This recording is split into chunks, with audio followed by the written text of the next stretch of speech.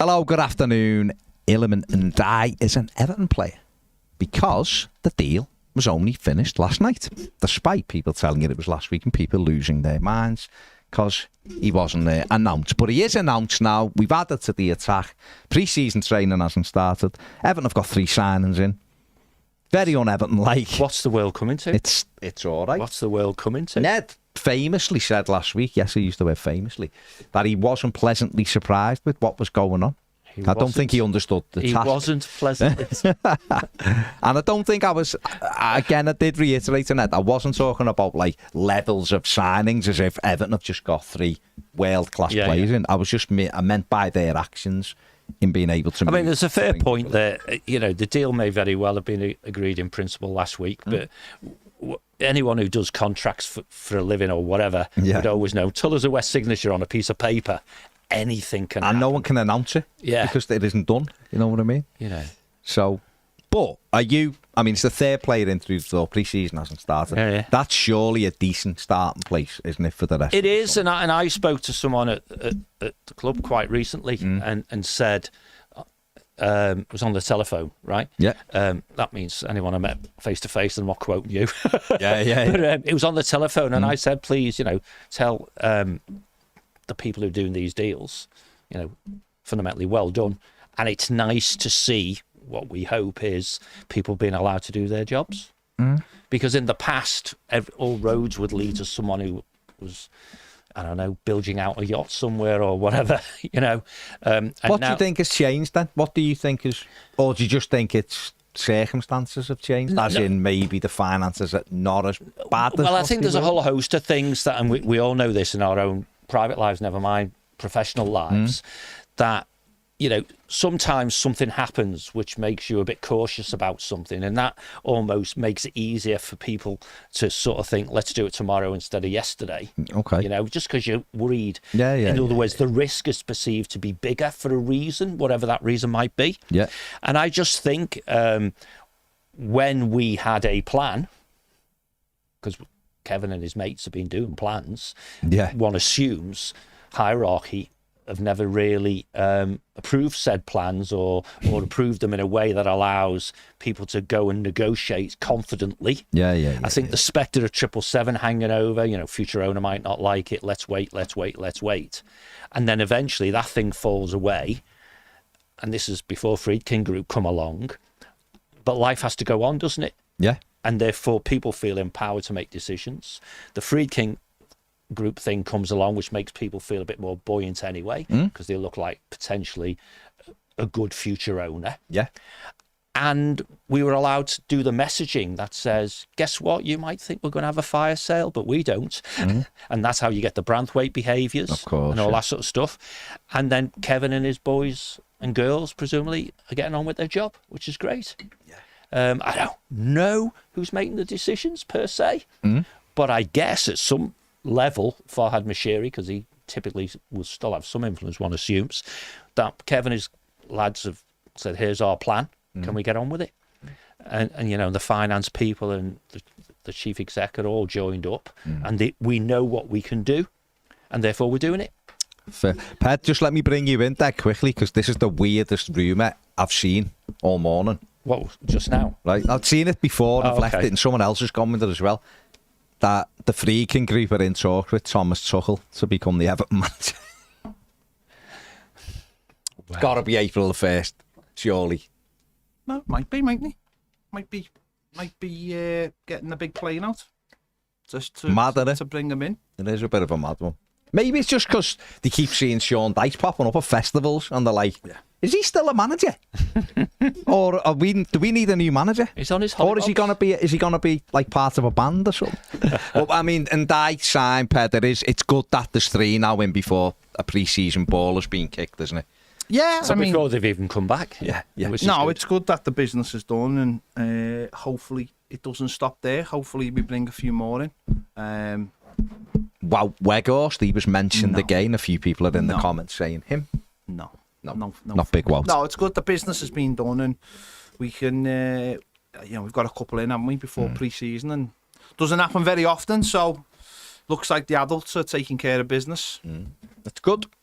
John, let me ask you, there was something we might come back on to him and Ndiaye in a minute. And if you want to know a bit more about him, I've done a scout report on the other week before he signed. And me and Dave have done a welcome to Everton kind of thing he signed. So they're both available to watch on YouTube. So do us a favour, watch them, give it a little comment. An hour ago, didn't they? Yeah, so, nice one. The freaking group, obviously the takeover's underway. In the background. In the background, the due diligence is getting done, and the people have been over and blah, it's moving forward. Is there any sort of fears for you, like that it won't happen, or how long, what kind of time scale? I know this is a question you can't answer, but I'm going to ask it anyway, to give like a guesstimate. How long would you think that, all being well, we could see this takeover being completed? I really don't know. Okay. Because I know this exclusivity agreement, which I find that phrase amusing. Yeah. But if we assume that there's a head of terms agreement between Farhad Moshiri and the Freaking Group to acquire his shareholding, and that, as we've discussed before, is very similar to what he did with 777, which is, we know what's going to happen with the shares and Farhad shares and all that sort of stuff. We know. The agreement knows what he will or will not get. Some of the conditions around that obviously are settling MSP, which looks like that's happened already, which is goodness. Yeah. But when they've completed their due diligence, and so the stuff Farhad, if we personalise it, has told them about the business they're buying, they've gone and validated that it's true. There's no skeletons in the cupboard and all that sort of stuff. Then they'll go, okay, we better ask the Premier League if it's all right then. Yeah. And as we know from forever ago, that takes as long as it takes. But one would assume that the Freaking Group, particularly things like they've done the MSP thing already, might get through a little bit faster than the other guys didn't get through. And then you're into that 4 to 6 week thing. But what we don't know, of course, and we had this with Jim Ratcliffe at Man United, is when does the process formally start, i.e. it's in the hands of the Premier League. It might take 4 to 6 weeks after that before you get told yay or nay. Yeah. But you've got to do some preamble for that and provide evidence and fundings and all those sorts of things. But they know all that. Therefore, one assumes they've got the ducks lined up. Therefore, you'd expect it to be reasonably expedited. When's 4 to 6 weeks from now? Well, we're already sort of 10 days into what was reported at the time. Apparently, and again, this is just reported, so this could be utter nonsense. It might be, yeah. But at the time, apparently they'd already evidenced quite a few things which had put them months ahead of what 7 absolutely right. I don't know whether that's and that makes makes perfect sense, because there's some simple things, and anyone who does get involved in due diligence type things, then it takes time. You ask questions, you got to wait for answers and all that, and you don't want to do things in series. You don't want to say, oh well, we're not going to apply before we you do them in parallel, don't you? And so standard things will be getting done, and I guess the final thing that will have to go off to the Premier League is the final agreement between Farhad Moshiri and the Freaking Group. So but the Premier League can then validate stuff in parallel with them doing the due diligence, because the due diligence is really validating the agreement that's going to take place between the group and Farhad Moshiri or his company in the Isle of Man and what have you, and then they just go to the Premier League. There you go, we've signed it now, and they go, that's what we expected, done. It'd be really nice if it was before the season started, but I'd be pleasantly surprised if it's that quick. But season was to start mid-August. Yeah.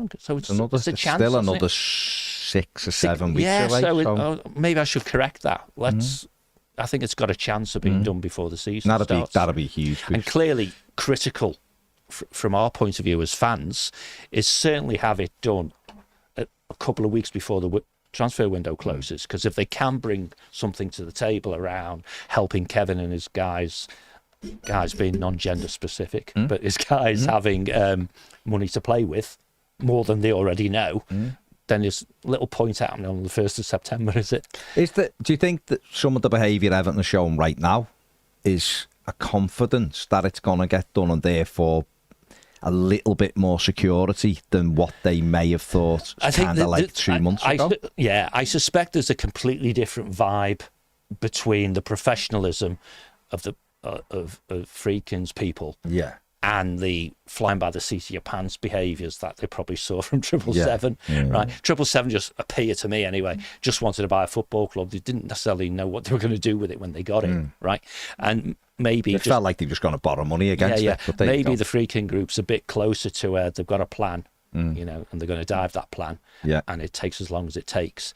But they're also doing it very much, you know, out of the media spotlight. They're not, you know, they've sorted out MSP, but clearly they've also provided working capital to keep the lights on and all that sort of stuff. They don't necessarily want that broadcast here, there, and everywhere like 777 did. They're just doing it in a very professional way. And I guess they had their first trip into the offices, didn't they? And presumably asked lots of questions, looked at lots of documents, and so on and so forth. And then they'll go away, go back to the HQ or wherever they go, tell the boss, looks like we expected. You know, no surprises, which is clearly what you want. And then that allows things to progress. You would think, again, just me just being a fan in the thing, you would expect, given everything that's been going on with MSP to begin with, and then with 777 and MSP and AJ Bell and all that with all the money he's put in. Sure. You'd expect, if there is any other skeletons, they would have been unearthed by now, do you think? Oh, absolutely. I mean, the advantage for the club, and it's perhaps not readily known, but the conduit for, if you like, doing the basically the fit and proper test type stuff, whether it's owners or directors, whatever, is through the club. Okay. You know, so you know the submissions. So they sort of do it rather than the Premier League. So the interface between the Premier League and is through the club, right? So they've done it before. You know, when they sent stuff previously for 777, they know what questions they get back. The learning experience might be, if they get some information from the Friedkin group, they look at it and they go, well, if we submit this, they'll ask this. Yeah. So why don't we just send it straight off? So you expect it all to... Everyone knows this. Everyone themselves. You go through something more than once. It should be a bit quicker, you get better at it, don't you? Better, in this case, defined as quicker. You know, so it should happen more quickly. And also, as well, one of the things that was reported, and again, this could be just people guessing or whatever, was that the 4 things that 777 were hit with near the end. Remember when it was, they've got an extension because they've got it. One of them was clearly pay MSP off. Yeah, that's a big tick they've done already, or they've covered that money. I can't remember what the other 3 were, but apparently at the time they'd already basically agreed to those 4 things, evidenced they could do those 4 requirements immediately. I think one of them was provide 3 months, show evidence of 3 months working capital immediately, something like that. Well, I think the timing of it for 777 was different, right? Yeah. In the sense that it was quite near the end of the season, and clearly very important to the Premier League is that you can fulfil your fixture and stuff like that. Yeah. So in general terms, I think what's expected, and it was interesting, and we talked about it on the channel at the time, was, and you just almost alluded to when you said they got hit with this at the end. And I think I sat on the sofa and said, no, in the sale and purchase agreement between Farhad Moshiri and 777, right, subject to due diligence and approval by the Premier League, there's these things that Farhad per se has insisted get done. One would assume he expects Friedkin Group to stand up to the same things. Yeah, that's what I'm saying, pay off the 4 that were reported by... Indeed. Pay off MSP. Complete the stadium. Have sufficient working capital to run the business. You know, those sorts of things. And yes, straight away, you can evidence those by just saying, look at our bank account, we got lots of money. I'm being flippant, but you know what I mean. And so all the noise about fire sales and the stadium is not, they're going to miss a payment to Lango, all that crap that comes out of people, right? Goes away when the chief executive, use Colin as an icon for it, gets the vibe that these guys are the real deal.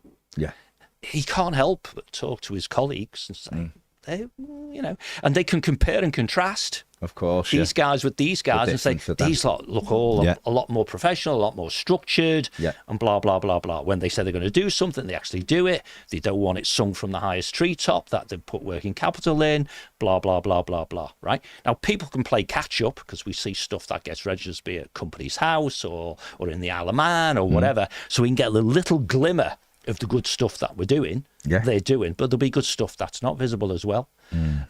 So it's one of those where promised land's just over there, Baz.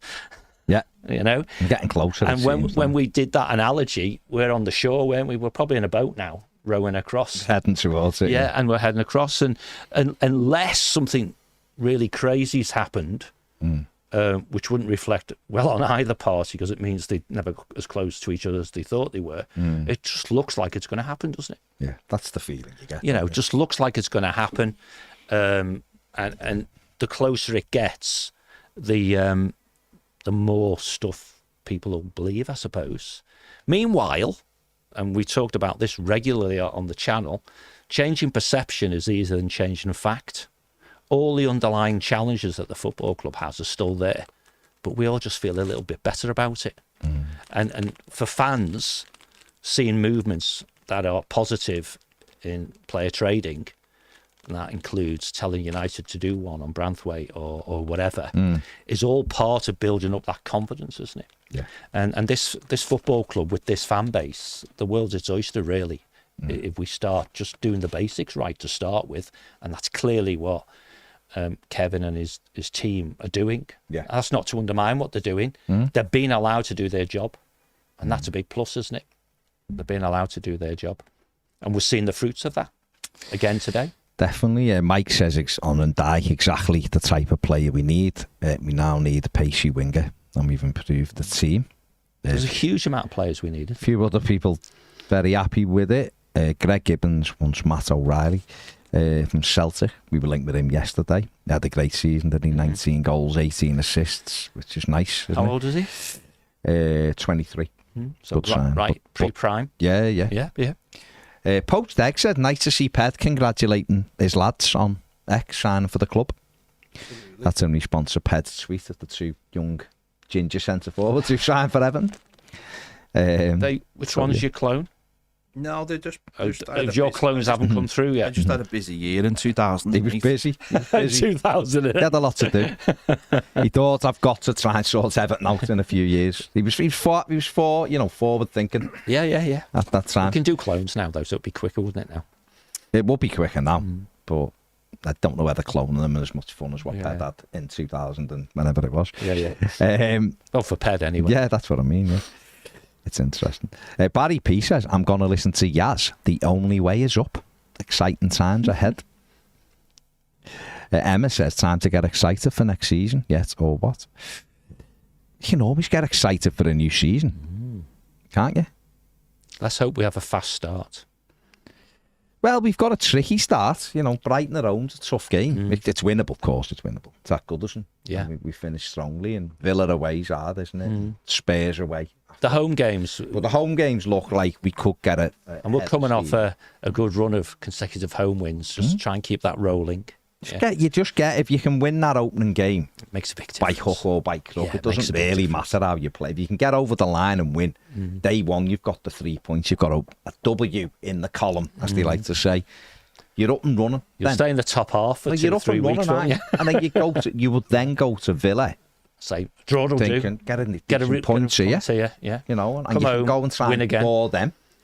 Board the life out of them. But even if you went to Villa and were beaten, you've got a win on the board, and then you're coming back home with last year. Defeats, we got beat by Fulham, and a game we should have had tied up by the time they scored.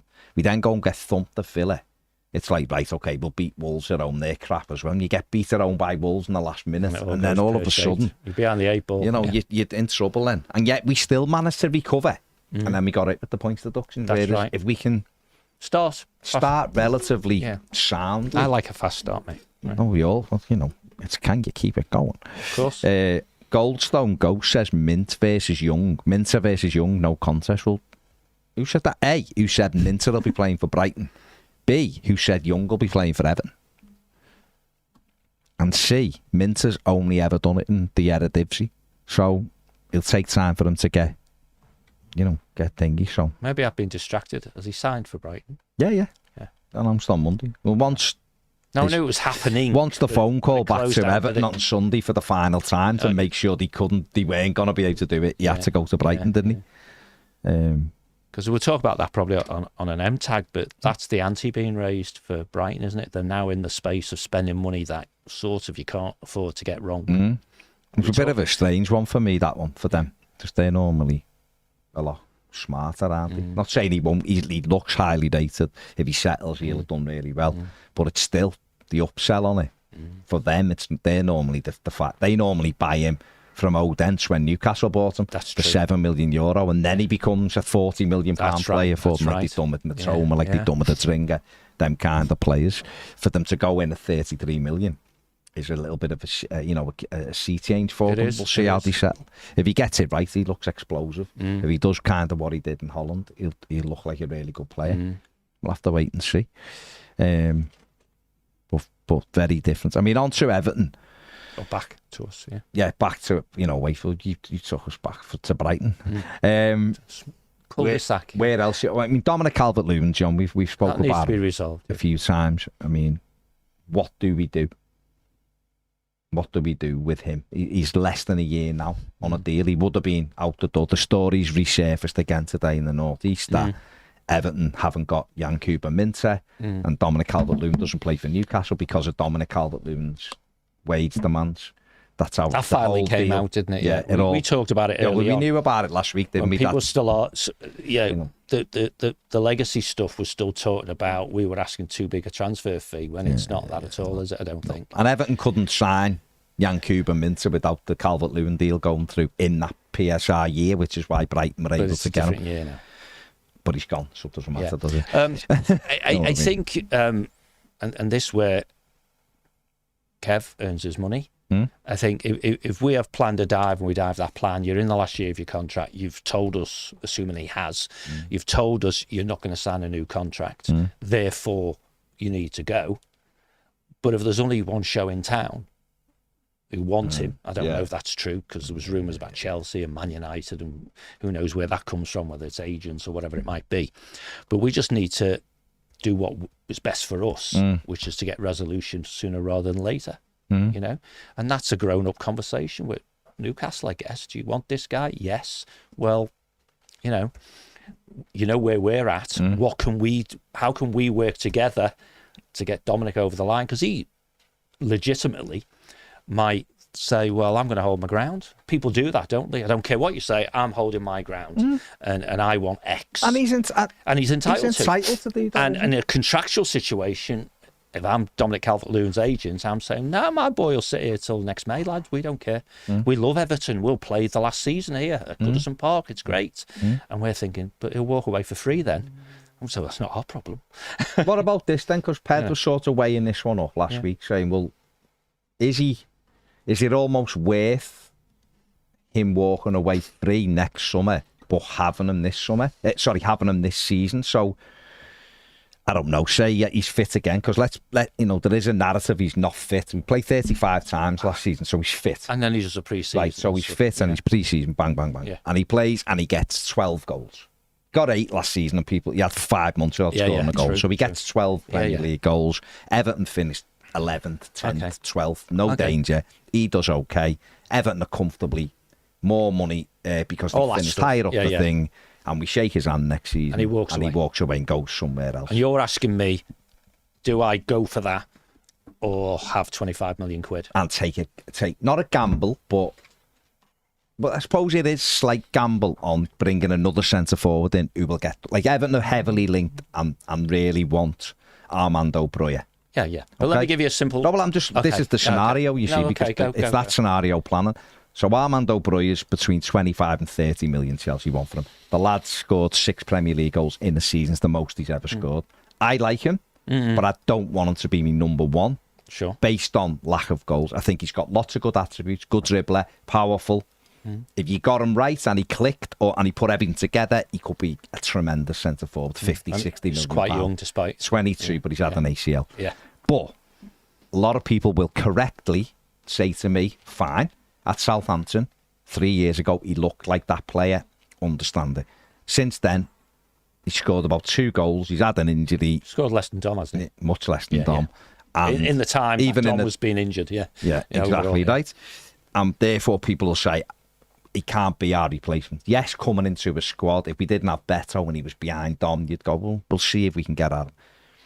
So that is sort of, there's no guarantee Armando Broja will get double figures up front for Everton, and we'll have paid 25, 30 no million. guarantee Dominic will. There isn't, but it's more likely. Dominic maybe but it's more likely. Yeah, and that's the trade-off, isn't it? So yeah. What, like, where are you on that? Well, some of these things, there's no answer, is there? No. Right? No, so it's just that, it's just like what you sort of... Yeah. You So the on first observation is the decision about where Dom's playing post-August will go to the end of August, right? And Broja might be the same unless someone else pops up and says to Chelsea, we'll have him. Oh, of course. So we may find... Oh, he's got options. No, that's what I mean. Yeah, but we may find these things, the deadline day things, which focuses attention. Emotionally, you know, because that comes into decision making. How will Dom feel if he's still here on September the 1st? It's like who blinks first type scenario, isn't it? And the agent may be saying to the player, I'll make it emotional. They'll flake right at the end, lad. Just hold your nerve, right? And then he wakes up on September the 1st, he's still here, right? So we know then there's no chance till January, by which time it devalues and so on. I wouldn't have thought if Dom has made a very objective decision to leave, rather than I just haven't accepted your offer for an extended contract yet, that he necessarily wants to spoil, you know, his time at Everton by doing a Barkley and just running his contract down or whatever. And this is where you get an intangible, whether he can actually perform. Ross didn't run his contract down. We got money. You know what I mean? Sorry. But yeah, go on. Choosing to leave at a time when we got less of a transfer fee. Sorry, my bad. On agents, but yeah. Yeah, my bad. Right, okay. But the thing is, will he be able to play to the right standard, knowing full well that, you know, he didn't really want to be here. So that's part of it, right? So it might go to the end of August anyway, which isn't a good place, which is why I say perhaps Everton could steal the initiative and say, listen, can we get a deal done? I've no idea, and neither of you, what the gap is between how much Dominic Calvert-Lewin wants from Newcastle as a wage and how much they're prepared to pay. Yeah, no clue. Yeah. But if we assume, right, that they're not going to move on their wage structure, and Dominic's not going to move on his demands, right, of however much he wants, right, and that the difference can be satisfied by an adjustment in the transfer fee. Yeah. Would you take 20 million? It's rhetorical, right? Would you take 20 million when you think they will be? If Dominic was a bit more reasonable on wages, we'd get 25. In other words, would you say, well, we'll fund the difference because we'd rather have the 20 million, please, right? So that's the first thing, part of the equation. The other thing is, because you just did a story there about where we'll finish in the league if Dom stays and we'll let him walk for free, right, at the end of the season. Was pure hypothetical. No, I get it. No, I get that. It's a fair deuce. Yeah. So my answer would be, if he walks away for free next May, and we've finished 10th because he scored 12 goals or whatever it is, where would we have finished if he'd gone out the door for 20 million quid and we brought somebody else in and that other person only got 6 or 7 goals? And if the difference financially is we're down on the deal, why the hell would we do it? Yeah. Right? Yeah. I mean, I think it's safer and more comforting to say, you know what, we'll let him run his contract down. Right? I think that's where Ped was at.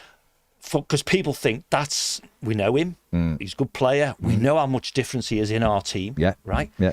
The other thing I would ask from a footballing point of view is we are getting footballers right now. We've got more to get. Kevin Thelwell's running to a plan. Does his plan assume Dominic Calvert-Lewin's not here, or does it assume that he is? Right? Or has he got 2?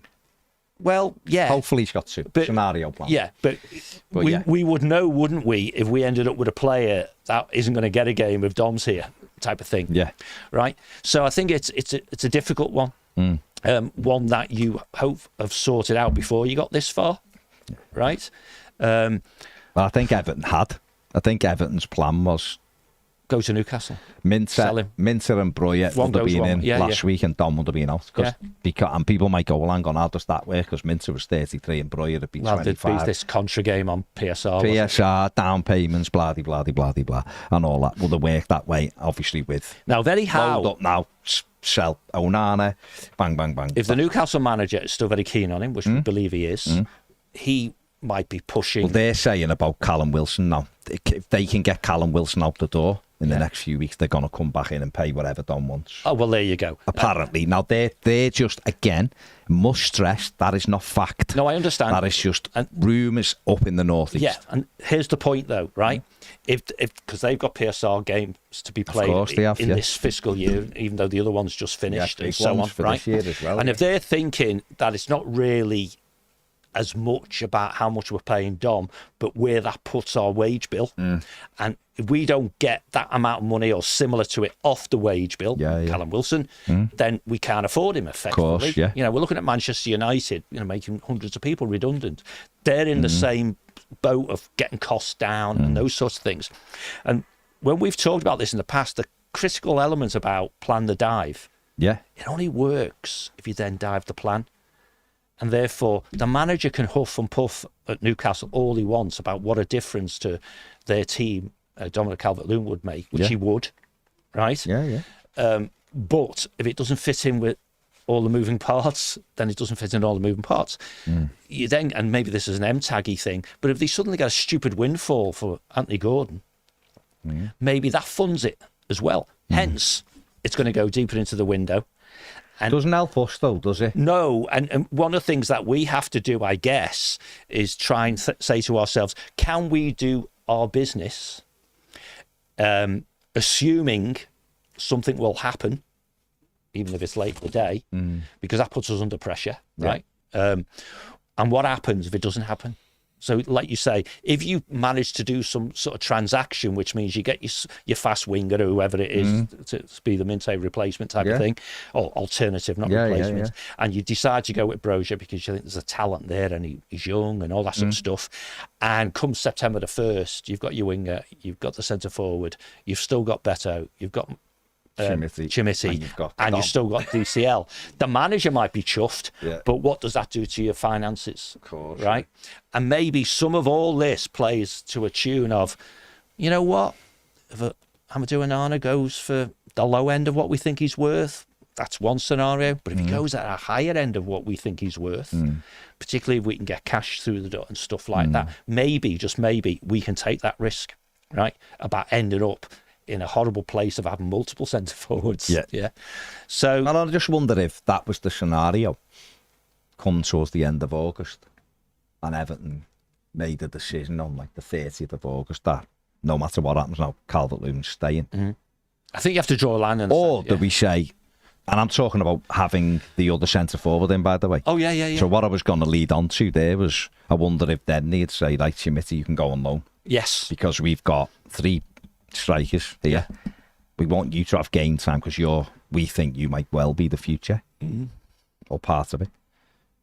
And we'll carry Calvert-Lewin until January because we know clubs will come again in January for him. That's right. And you let that go. Alternately, you can let Chimity go anyway if you brought the other striker in on loan to get him games. And you say Illiman and Ndiaye can play up front if need be, but we would have Broya and we would have Beto with Beto still here. So we've still got 2. You've still got the option. Dominic Calvert-Lewin still here. Someone might still come for Beto, of course. No, that's what I'm saying. I'm just saying if it got... What I'm trying to say is if Everton did go and buy Broya or whoever it may be, Adebayo personally, I'd go and grab from Luton, one of them, because I think I'd be erring on the side of Dom's going. Then even if he isn't, you still got... So even if you said to Yusuf Chimity on the 30th of August when he's at pre-season and these want you, you know, somewhere in Holland maybe, whatever, where, you know, PSV, Marcel, come on, take him for the season. Really good. Do a Branthwaite on him. We'll have a Branthwaite, right? Yeah. You'd still have 3 centre forwards at the football club. And then on August 31st, Newcastle go, actually, we're bloody desperate. Right, we're going to give you 30 million for Calvert-Lewin. He's happy with the wages. And Everton end up selling him. And then you're left with Beto and Broya, Beto and Adebayo. The third option to that would be Illiman and Ndiaye because he can play up front. He's not prolific. He's more of a dribbler and blah. Just got a lot of goals. But I guess they'd still be covered a little bit. And that's the kind of decisions they're going to have to make. Because if they leave it and go, you're doing... Dom's still... If it's Dom, any chance you're going to sign his contract? And he's like, oh, hang on, my lace is undone. And he... Oh, hang on. Think he wants me. And he's jogging out, avoiding it at all costs, and the weeks are going by. But you're doing scenario planning live on the channel. Yeah, because that's what we're doing now. Yeah, yeah. And one hopes, I'm sure they are. and you know exactly that the guys have done the work that said if, buts, and what have you. And so if you look at it through a PSR lens, the worst case scenario is the window slams shut, as they say, right? And Dom's still here, and you got Brozier or whoever you wanted. You still got Chimity, and you still got Beto. And the manager's going, I can live with that. I'm buzzing. But PSR's poor, which then puts pressure on you in January, Of course, yeah. to fix that ill or that wrong. But at least in January, you go, we're looking like a top half finish here. And Extra money. And that funds some of the overhang that we've got, right? And it really depends how much of what we're doing in a player trading perspective is spending the Dom money, which doesn't turn up, and how much of it is we've just got headroom because we've lost players and so on and so forth. It's interesting, isn't it? And we will have an assumption in our business or our player trading model around where does the manager accepted with what he's got and what he wants, we would finish in the league. And minimally, we have to take a view, don't we, as fans? That's we talked about this previously. Whatever the points was we got last year, add 8 to it. That's what we want. Because that's the minimum. That should be the minimum, yeah. Absolute minimum. We can't have such a long period. That's 48 points. We can't have such a long period of not winning games, right? No. So even if we get to 55, which shouldn't be much of a stretch target with this lovely broad brush stuff, you're doing that because you think 55. That's like off Europe. And that's exactly what you're saying. Then when you do the Ped thing, about keeping him, letting him walk away. Oh, of course, yeah. If in January you're getting a 15 million quid offer, and you're thinking, he sticks around, we'll get Europe. At the way we're going. And that's worth it. And then you go, you know what? Yeah, let him go at the end of the season. Maybe he changes his mind because, Newcastle might not be there at the end of the season. No one else is coming for him. He can't get a better job. Right? And who knows? Yeah. The only thing we haven't talked about, go on, which is just give him more money to stay. I wouldn't do that. That's what I mean. But that's one of the options. Decision. Now, we must have made that decision not to give him more money. I think he's probably had a slightly better contract offer. But I do. I think he's had a better offer than what he's on. There's got to be a line that you draw, though, and go, what we've criticised the club as a fan base for is giving players big wages. No, I know. Don't deserve. Not don't deserve. It's probably not the right word. Dominic Calvert-Lewin's done. I know he's had injuries and people will point to that, but he's been a good signing. Everton signed for £1 million. He's been a tremendous signing for £1 million. He's been our centre forward, and he's still. Lots of clubs have admired him. Who knows where he would have been if he wouldn't have got any injuries? Right, he could have been. He's been at the Euros. Definitely been at the Euros. Yeah, absolutely. And he may well have been playing for someone, a Champions League club, whatever. You can dispute that all day long, but he was doing well till he picked up the injuries. No, there's no question about that. But he's not a he's not a 20-goal season centre forward. He's just not. He's done it once, so that's the outlier. So he's not a 20-goal season striker. Therefore, you have to decide what you're willing to pay him. Now, at 27 years of age, if we can't. If Everton offer Dominic Calvert-Lewin a new 4-year contract on £130,000 a week, how much of an uplift is that? And he breaks down. Yeah, but how much? And he's here for 4 years on 130. I don't think you give him 4 anyway. Goes full Schenk Tosin and just goes. And I'm not going nowhere. Get me money. I want my money, and I don't play. And then we're suffering whatever that is in wages, 8 million a year or something, or 7 for someone that's not real. Dom could never be injured again. Fingers crossed the lad isn't. He's had 2 terrible years, and he was back last year and he was sound, he was fit. But then we'd all be going, why did we give him such a big contract when he hindsight's a wonderful thing. No, it is, but we've been burnt. So. But an alternative hindsight is whether you let Dom run his contract down or not, or you're able to sell him. You buy Brozier for 25 million quid, you put him on 100 grand a week, he's costing you £200,000 a week, which is more than DCL would which is more than transfer fee, which is more than DCL would cost you. And we've already said he probably scores less goals than 5 years younger, though. I get that. Higher potential. I get that. But this potential at the moment is latent. It's not. It's hidden. It's not really. potential anymore. It going, oh my God, yeah. See what I mean? So if you make purely financial decisions... This sounds very similar to what you said about Romelu Lukaku, what Everton should have done at the time. I was right, wasn't it? You were massively right, but that was a different scenario. I know. When he banged the goals in. I get it. But that's why it's not easy. No, it's not easy. And whatever Everton do, and if you put that on Kevin, whatever Kevin does, whether he lets him run his contract down, whether he cuts a deal with Newcastle, Newcastle to fund it, whatever. If he goes up to Newcastle and scores 25 league goals and Brozier can't hit a barn door, of course, hindsight will go, oh, he did the wrong thing. You do it the other way around. Brozier goes up there and hits 30 goals. We could have had, So you can't win. No, and yet somebody called Kevin Thelwell has to make those decisions. But what would you do just in terms of that? It's hard. In that wage thing? Because aren't we at a place, because we're not like sort of perennial European qualifying team. We're not even in the fight for it at the minute. Yeah. Don't we have to draw a line on the top line wages we give to play, absolutely. so that we drag the whole squad down? We put potential in, and hopefully they grab us up to Europe, and then we reward.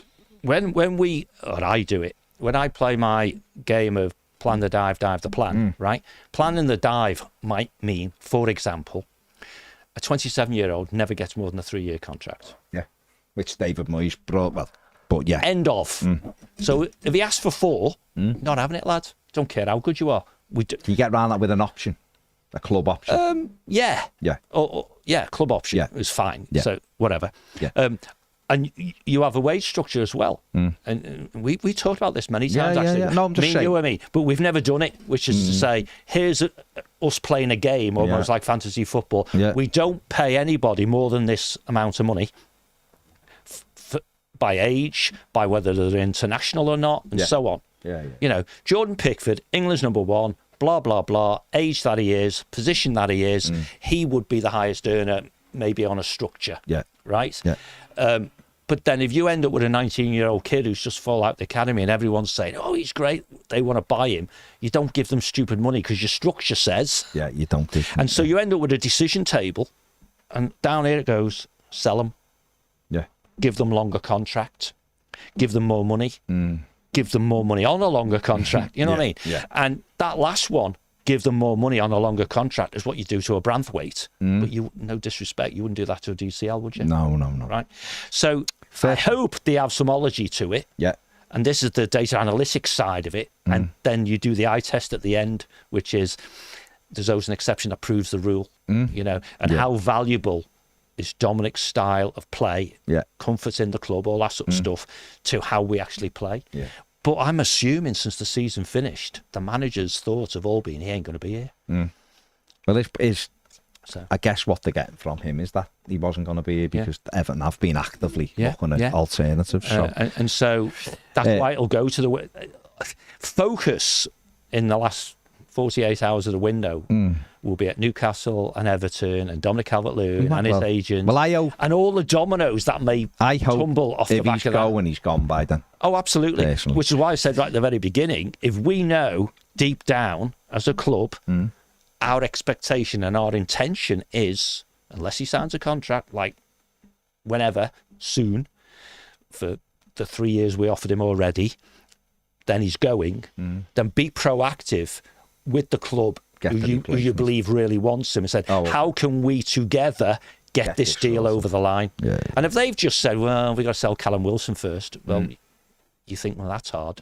It's a chain, isn't it? Back to a house. You're in a chain. The whole thing is dominoes, isn't it? All tumbling at the same time. MP32 on Brighton said they did this last year with Pedro. They paid 30 million. They did. He's very good, Pedro, to be fair. And Brighton, you're correct. Brighton did do that. But the more they do, at that, the levels will go up. Because it is harder, because everyone are going, hang on, Brighton take chances on £5 million players. We'll go and start doing it. Yeah. And that's what happens. Clubs see Brighton coming now, don't they?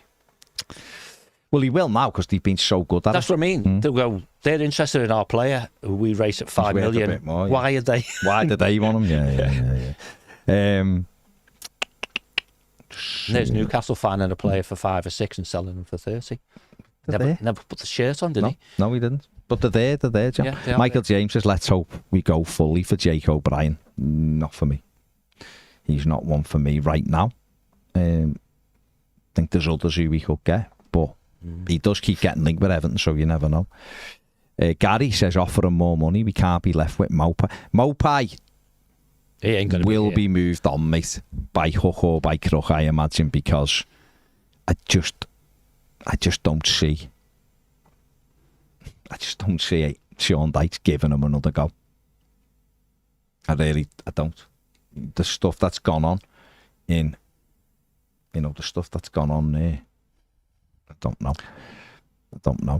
Dele. He was so happy at Brentford as well. Well, he was, I think. But they don't want him, do they? No, they don't want him. But that's, maybe they come back in late in the window. They will. Those things will maybe they just come back on. and go, we'll pay 3 million for him. Yeah. And Everton probably go, yeah, go ahead. Just take him. We'll get something back in. Or we'll take him on loan and just pay his wages for you. That's what I do about Brentford. That's just the way it is, isn't it? Dele back in training. He's got to continue his rehab with the club. I think that's part of the player care package. I know there's a lot of stories going around that Sean Dyche is going to have another look at him.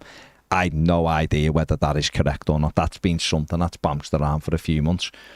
He seems to be fit and ready to go. I imagine it would all come down to Spurs, wouldn't it? Because that agreement is still there. That I think if Everton can't give him another contract without paying Tottenham money. Yeah, wasn't Dele believing himself to be physically fit before the season finished? No idea. So we're all into that game now of perhaps he's going to do the right thing in the sense of you've helped me and then I'll see if I can hack it in your team. It's Spurs, but though. Not if we have to hand money over for it's him. Spurs. So, and therefore what Tottenham really should do, and I can't get my head around the fact that they're not showing any juicy care, are they? Well, I really don't get. I can't get my head around the fact that they can even claim a penny off him. The lad has been injured. We haven't used him. It's not like we've played him near the end of the season in 6 games and the 7th got them a fee and we went, so you're injured for the last week. That's right. He's not been available. That's right. Since he left Spurs, we've covered everything and they've had nothing to pay on a lad who they would have had to pay. And I think it's absolutely disgusting of Tottenham that his contract's done, that Daniel Levy should turn around and go, we'll let him, for the lad's care, he can, if you want to sign him again on a pay as you play or a low basic and a big uplift for appearance, whatever, go and do it. We won't want anything off you for him because he's gone. You've looked after him. He's not kicked the ball for you. Really. I don't know. He started 1 game for Everton Football Club. No, I know. Since he Yeah, left Tottenham. I don't. Because none of us know what the terms of the agreement were. Clearly, the term provides those limits. So the agreement provides those limitations. Because in normal circumstances, he's a free agent, isn't he? Exactly. It's mad that he could go to any other club as for free. But if he stays so with we us, must have agreed something that says, So we'll see. Listen, that could Everton. If Everton might look at him, and if he put it this way, regardless of what everyone's saying, like, and I know a lot of people will be like, "Don't touch him" and all that. If he trained with Everton, he's 27. That's what I mean. If he trained with DCL's Everton, age, or 26, or he's nearly, whatever it is, right? He trained with Everton, and Sean Dyche went, actually, I can use him. He's sound, and he passed Dyche's levels.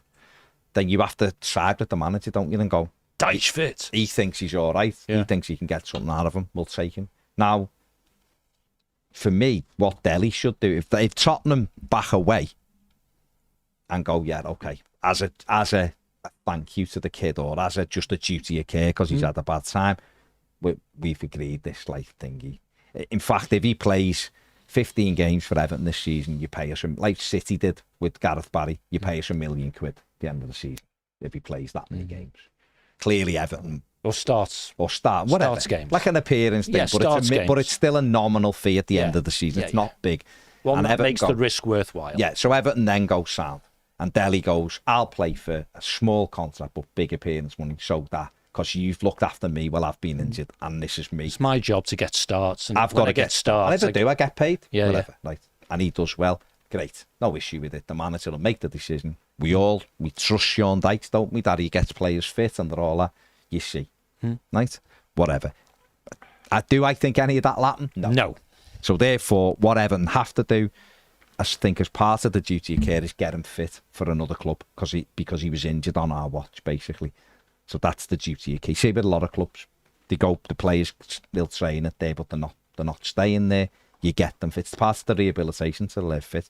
That's the You pack. go to the Premier League pre-season thing that they're doing for all the players who haven't got contracts. No, but they don't do it. They do it at the club that are. It's been done forever. Okay, so he wasn't fit then, was he? Andros was training here. Yeah, but so he wasn't fit then when the season finished?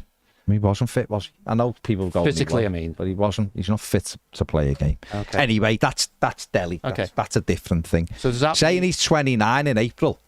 That's the end of next season. So he's 28. That's you can't level that, can you? He's 29 next April. So he's 28 right now. Yeah. Okay, so a bit older than Dom. Yeah. Okay. That's it. So listen, again, we won't be making the decision. So Sean Dyche would. So our obligation is to get him fit. Yeah, once he's fit, so he goes through pre-season basically. But however it works, there's an agreed rehabilitation time. Oh, okay. Right. So whatever that is, the club agreed to look after the player for that period of time.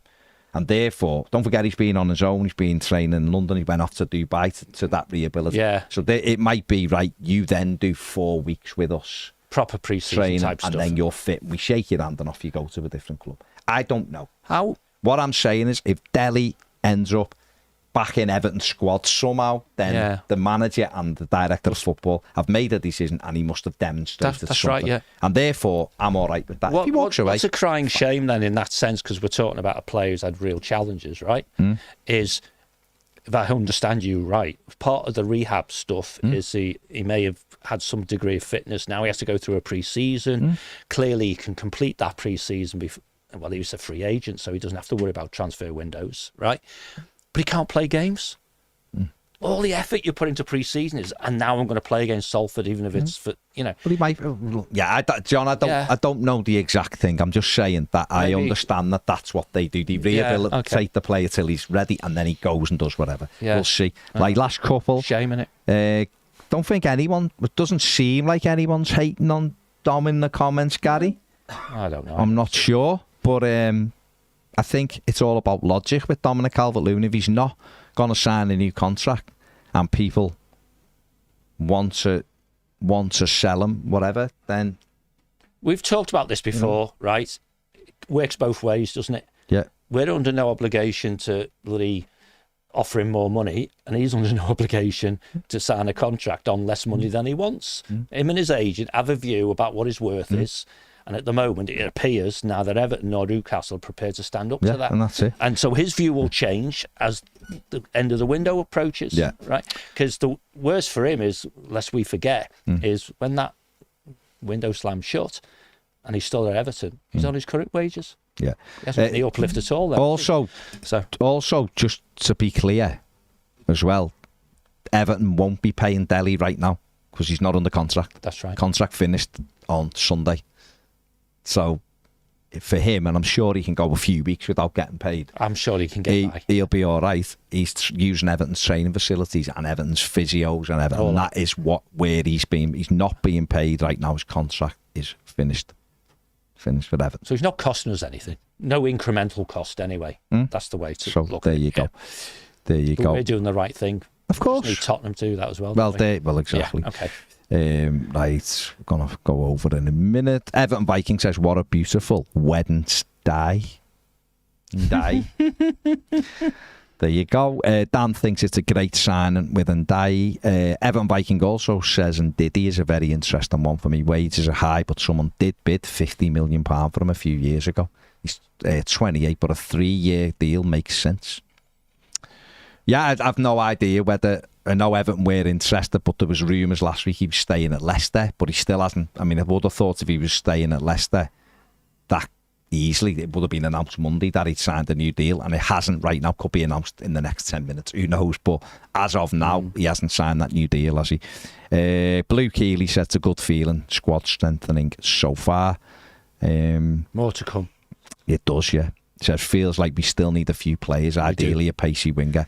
Well, I believe the manager, Kevin Thelwell, wants 2 quick wingers, one on either side. So let's hope it plays out. Back in there, won't they? Well, let's hope it plays like that, out like that. Yeah. Right, we're going to be on More Than a Game in 5 minutes. You don't have to go anywhere. It'll take you over. Get yourself a drink. Get over there and have a chat with us over there as well. Ned he's all right. Emma, he's okay. He's, No, I'm talking about just all right. Everyone knows what was happening yesterday. Cap's on a thing now. He's okay. He knows that, doesn't he? No, he's okay. A lot of people asking in the comments if you're all right after last night. So, yeah. Right. We'll be over there in a few minutes. Get yourself a drink. We'll see you then. Hit like, subscribe, do all that good stuff. See you in a minute. Bye. Cool.